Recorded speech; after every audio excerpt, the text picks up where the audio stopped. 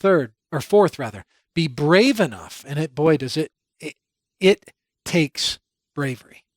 Be brave enough to ask some trusted friends or your spouse for an honest observation about your blind spots. Be prepared when you do that, by the way. Don't ask for it and then be offended by honesty.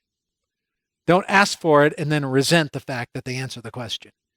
If you're not in a spot where you can ask it, then, or rather, if you're not in a spot where you can be willing to receive an honest answer, then don't ask it. But I would encourage you to get to a place where you're willing to receive honestly from another. A couple of texts. Faithful are the wounds of a friend, profuse are the kisses of an enemy. If you ask a friend an honest question, your friend gives you an honest answer, and it stings a little bit. Do yourself a favor. Remember they're a friend. Don't forget they're a friend. If somebody who loves you gives you a word that stings, remember that they love you. Don't pull it away from the context in which it's given. Ephesians 4:15, rather speaking the truth in love, we're to grow up in every way into him who is the head, into Christ. How do you grow up into the head who is Christ? You're going to have to be able to receive some truth and love. Look, let's just be real honest here. I know there are some of you that really have a hard time with this.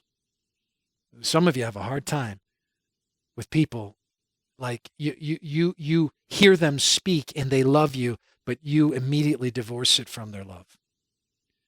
It's because you've got reasons that have happened in your life that have made you very fragile.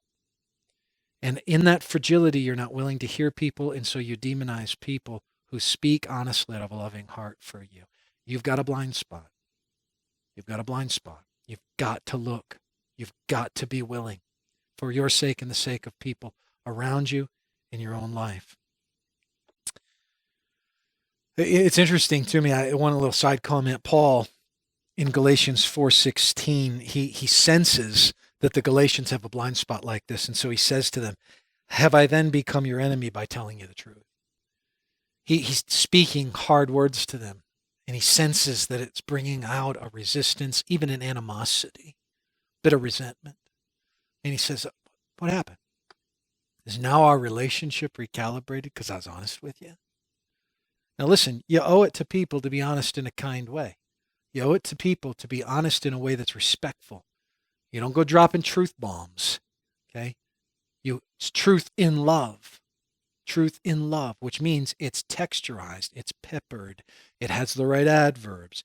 That's your job, to give it that way. But when you give it that way, or if you've been given it that way, you need to be prepared to have a heart that will receive it on fertile soil.